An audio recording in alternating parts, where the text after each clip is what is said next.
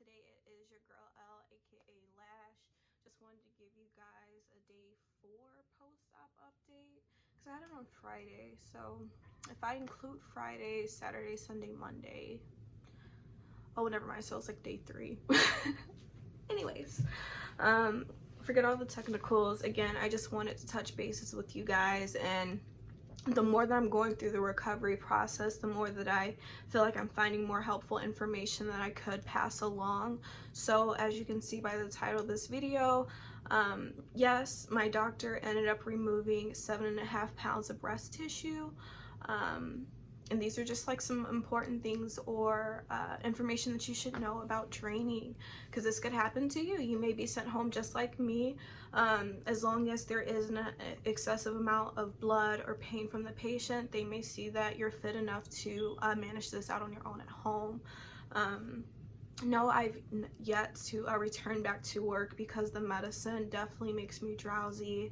The pain can definitely make me have an attitude as well. So you guys know that I work at home, but even though I work at home, I still want to give myself like a good week of just heal yourself, let your normal energy levels balance out with the medicines that you're taking. So disclaimer before I do get into my personal experience, I want to say this right now. I am not a doctor. I do not have a PDH.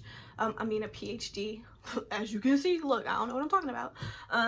I'm not here to tell you that this is what you have to do. I'm not telling you that this is what you will be expecting for every single breast reduction ever. Like, this is personally what has happened to me in my experience. And again, my doctor, he had a big task. He ended up removing 7.5 pounds worth of breast tissue. My left side was a little bit heavier than my right, so about 4 pounds out of one side, 3.5 pounds out of the other. So let's go ahead and get into drainage. And the reason why I actually wanted to speak to you guys about draining your blood after breast reductions, because last night I had a scare. I ended up seeing a blood clot in my I don't know what to call them. They're like little bitty grenades. So I'll just show it to you guys. I ended up seeing a huge blood clot in this last night, and it freaked me out. So let's talk about that, sis. Let's talk about that. So this is my drainage record. This is what they've given me. So about every 8 hours, I should be marking the date and the time and the amount of blood that's coming out. So yesterday being the 22nd at 7:30 p.m. As you can see, both sides kind of took about 20, I don't even know what this is weighed as, like, yeah, millimeters, yeah, because there's ounces, millimeters. Again, I don't have a pay, I don't know, okay, I don't get paid to know stuff like this, so I don't know, but like about this much. So they were even out. It was like a steady amount. However, if you could read this chart, you can see almost 2 hours later, my one side was still at 0, but the other side I ended up taking about 40 millimeters or whatever, I'm assuming, okay? And that freaked me out because not only was it a lot of blood, I saw a huge clot in there.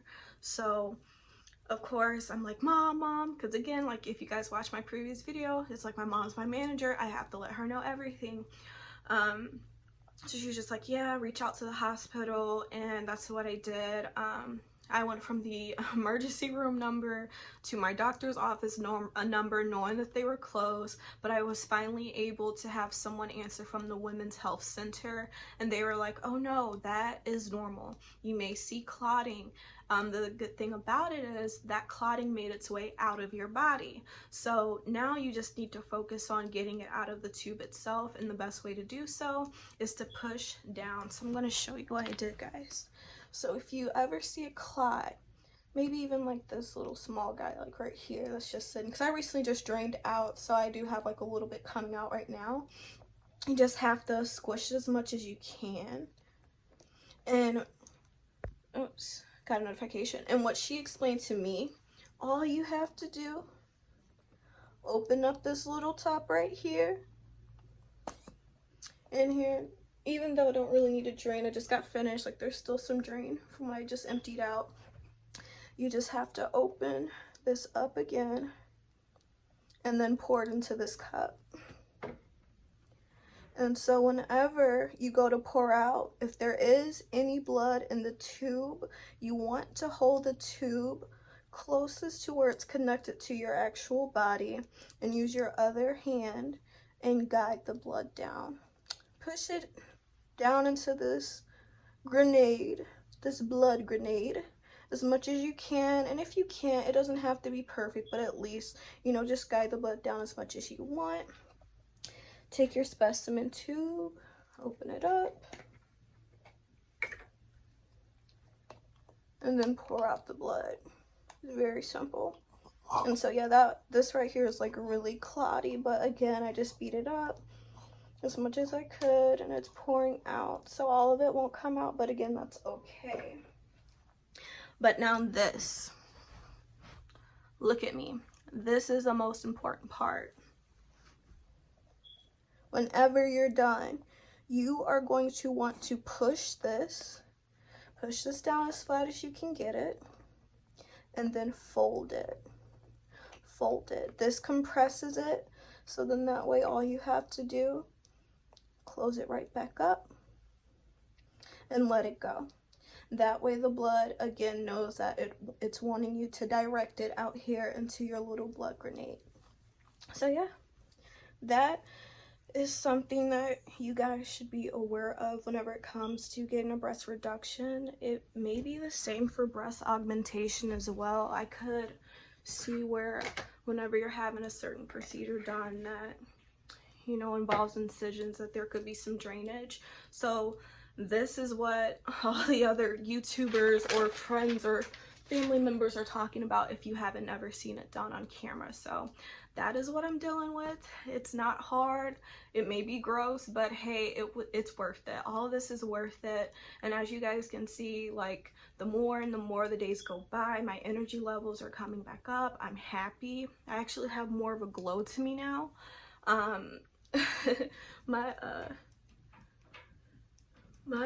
parents have a theory that like maybe my chest like was holding maybe it's like some extra fluid in my system, because a lot of my face has gone down a lot, even in my neck. Like since I had my son, like my body was just different, and it was just like my chest just was the hell house of just all the junk that I ever consumed, and it was just absorbing more and more. So I had to put the brakes on and say, Doc, let's get rid of these babies. And as soon as I'm done recovering, it's back to hitting the gym.